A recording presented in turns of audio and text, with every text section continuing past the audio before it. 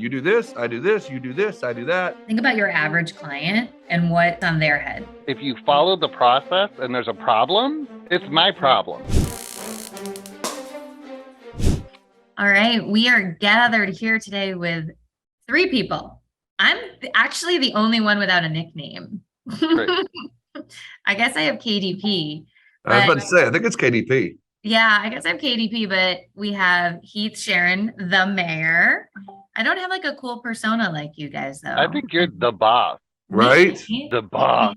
I don't know. Maybe I need a nickname now. I have like the regulator. Ooh, give me something like tough. The regulator. Something tough, he says. I love it. Something. I did do weights today in the gym, so I could probably kick somebody's butt, or I won't be able to walk very well soon. So there's that. It'll probably be both. Yeah, probably a combination pack. So we have Heath Sharon, the mayor, and then we have our newest team member, Stephen Harrington, the diva of insurance. And I'm also happy Stephen's here because now we have other people with hyphenated and big, long last names to try to fit on business cards.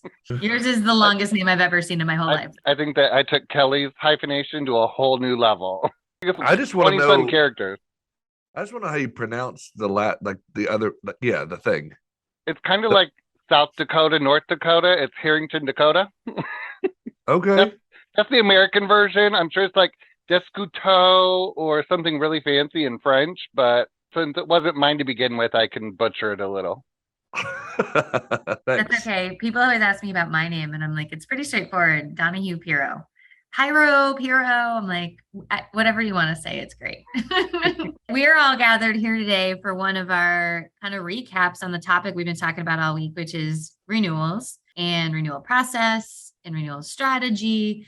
And I wanted to start the conversation today by saying, I think agencies are starting to become more and more aware of renewal process because rates are going up. It's causing some tension and some frustration. And so I've been seeing a couple of things I'm going to throw out there for some conversation. One, I feel like the agencies that we work with are in such prime position to be able to maximize retention because they have a strategy that's already been working. They don't have to start one now. And that leaves them the ability to go focus on new business. So while all the other agencies potentially are scrambling, they're able to say, we have our retention on lock. We can focus on new business as well and take up that business from maybe agencies that are trying to figure it out right now.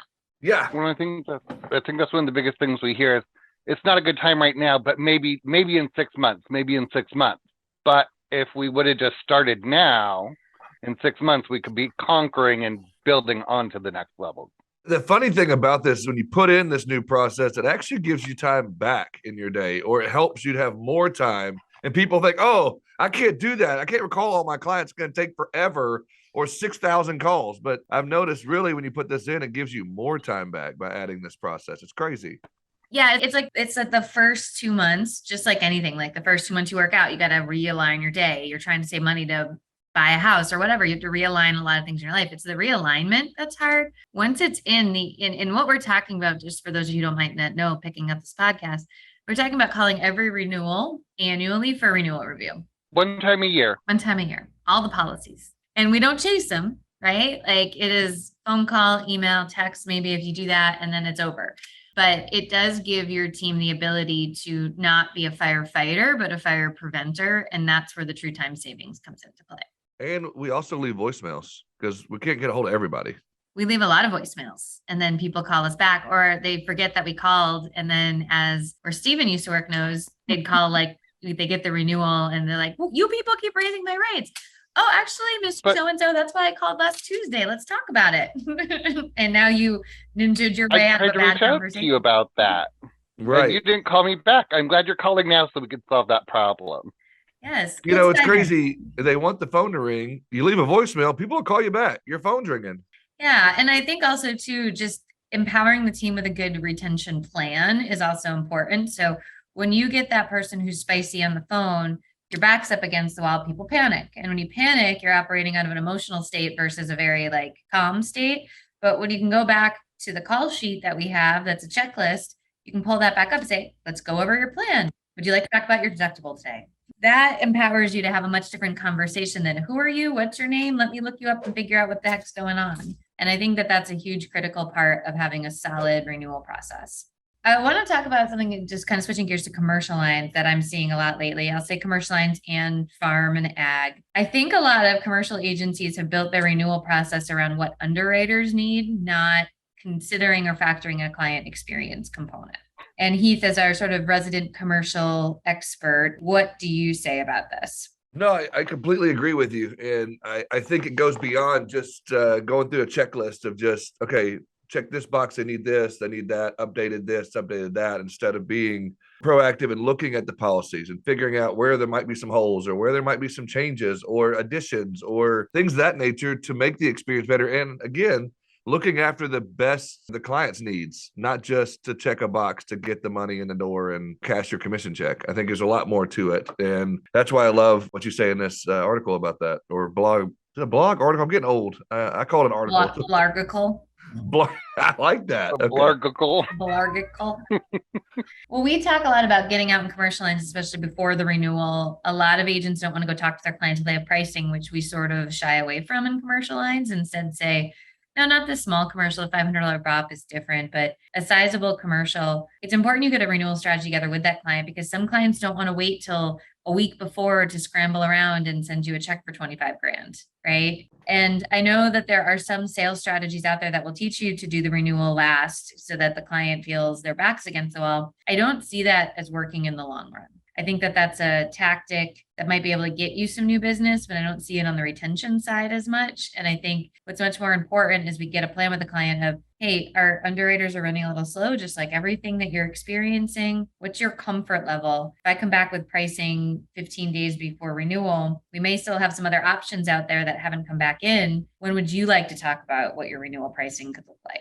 And that's a big difference from, I have the policy, let's talk about price right now. Then we make it all about price and we're tap dancing about price. But really, we needed to probably talk about cyber, EPLI, the market conditions. Congratulations, your business is growing. So will your insurance bill. I like that. And I think if we're educating them on the front end and providing that level of service where they're feeling there's some value to the relationship for what they're getting, when it comes time for the payment, it's a lot less dramatic. Yeah, like I'm braced for it, right? Like I'm prepared to make that investment. Well, one of the things that, as a former producer, one of my favorite things to hear when I'd go out prospecting was, I haven't heard from my agent in years. And the cool thing about APP agents, when they have this program, they don't have that issue.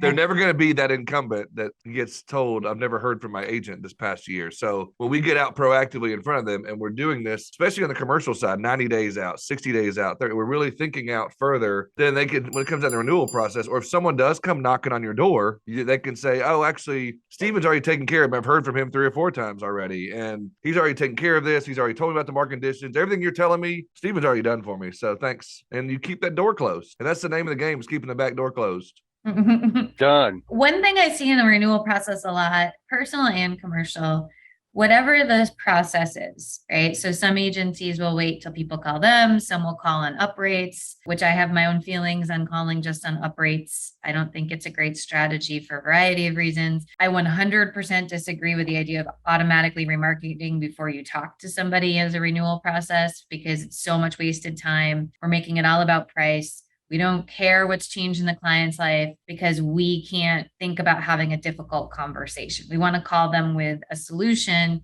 We don't even know if that's the problem. I could do a whole separate strategy on why you should not pre-remarket people without talking to them first. But universally, agencies who have a renewal strategy, even some of the ones that we work with still struggle a tad bit with this, but especially ones we don't work with, they're not honoring the timeline of the renewal strategy, right? So it's like we have this strategy and I'll say, well, where are we on renewals? We're backlogged. Like how backlogged? Like a week before renewal. I'm like, well, you're making your job so much harder. I kind of think of it like you have a process. It's like going like I didn't work out today and then going and eating chocolate cake at lunch. Like we're doing the right things, but we're still making it harder to get the result that we're truly looking for because we're sabotaging our own selves. And I'm curious, maybe we'll tag Steven in on this one, because I know we worked on this before of like, how important is it to stick to the timeline? Am I giving you like PTSD flashbacks right now? I'm like, no. I think you have to stick to the timeline. Once you do and get in the rhythm, it's amazing. getting there's a struggle. Like, you can't even lie. Like, you have to get over that hurdle. But once you do, you're like a light bulb goes off. You're like, wait a minute, this is amazing. Like, I have more time. The client trusts what I'm saying. So, Stephen, I'm kind of curious, what do you think about the idea of keeping to a timeline in renewal? I think you have to keep to the timeline. It's hard at the beginning. Like, PTSD, hold on a minute, like, so much is coming at me. I have so much to do. How am I going to make this happen? But once you start working through it and getting in the rhythm and making it happen, life becomes so much easier. You get so much more free time. You have more time to build the relationships. It just ends up working out. The client respects you more as an advisor instead of an order taker. And I think that that's really important. Then when they have a problem, they're coming to you, but not in a reactive manner. They're not like, I'm so mad at you, because they're like, hey, I know you told me that there was some options, or hey, I know in the past when we talked, you told me this. So I think you're really building that relationship, which then 6 months or a year down the road frees up all kinds of time because they're nice. So, Heath, I just want to say, I like Steven's mad client impersonation. I'm so mad at you. That was fun. I like that. Maybe we should do that more often. That was a great impersonation. Well, and I want to say too, like, Heath, for you, especially on commercial lines, I often see a lot of commercial account managers.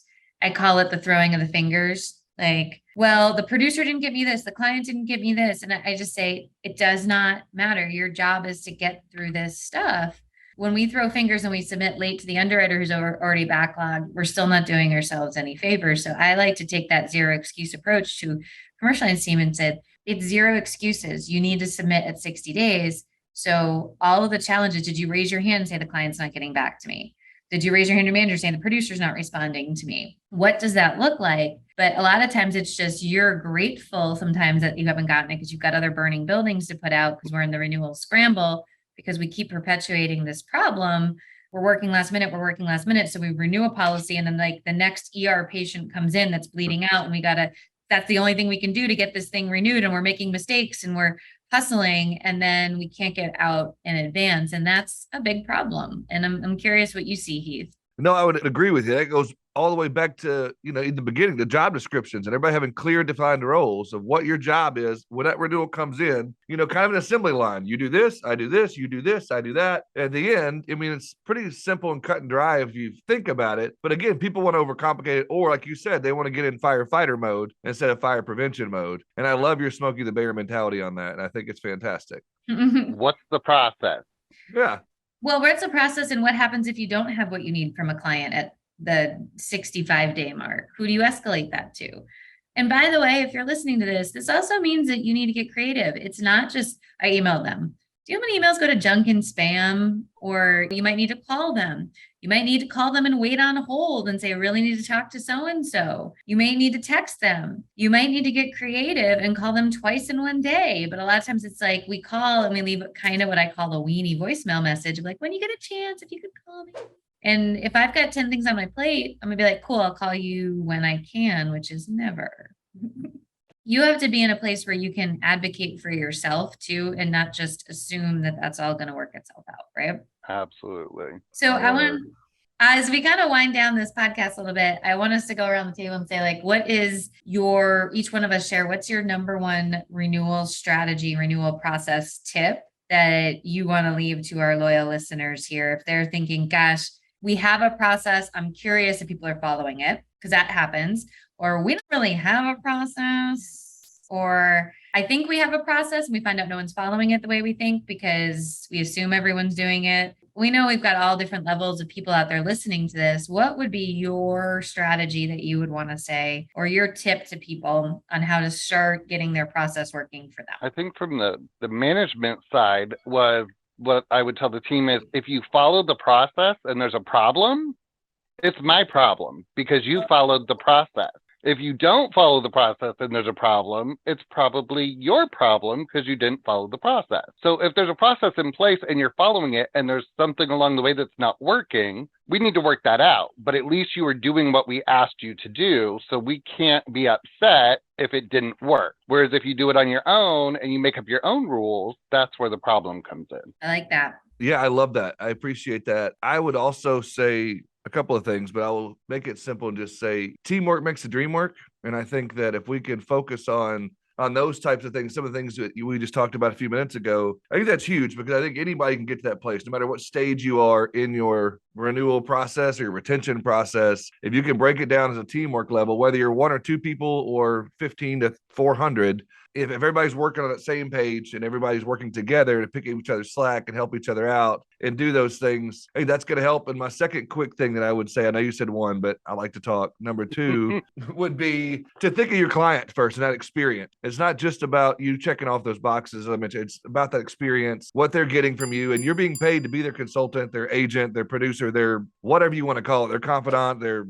whatever it is. And do your job. And I think if you focus on that, focus on them first, I think it's going to make the experience that much better. Yeah, my tip is I think every agency needs to, when they're building their renewal process, think about the client first, not internal first, because a lot of times we're thinking of it from the perspective of, is my staff going to walk out if I ask them to do this? Or do we have the capacity to do it? I'm a believer that agents have to earn their renewal commission every year. It's not an automatic. It's not a given. And this is probably why I advocate so hard against the automatic remarket, is now we're just calling them about price. We're not calling them about what's important to them. We're not calling them with the opportunity to cross-sell. We're not calling them with any of that stuff. And I believe that that causes a lot more challenges, because the thing that we're trying to drive is value, and the automatic remarket to me just brings it down to price. So stop and think of like, who's your target market? Don't think about the low-level client that you don't really want.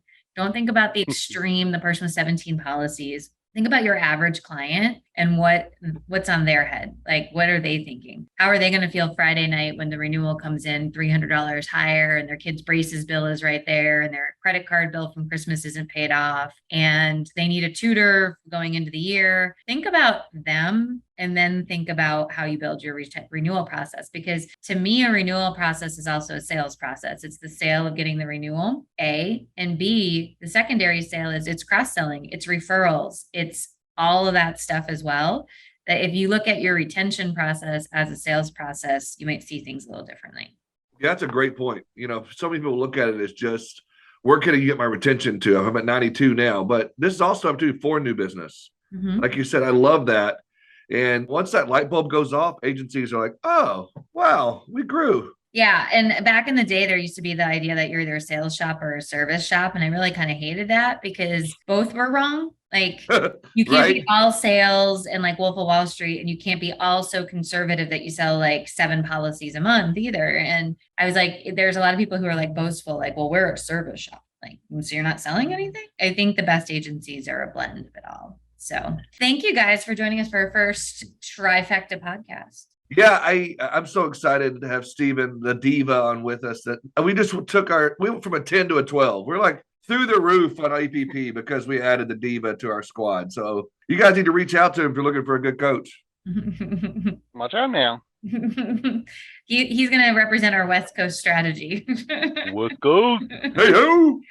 So West Coast, Hawk Soft, all of the above. That will save me from ping ponging across the country a fair amount. So thank you guys. All right, we'll let you guys all get back to your days. Thank you all for listening. Check out our blog. And if you are wanting to get a renewal process in, this is one of the things we specialize in. So make sure you check us out too. Signing off, everybody.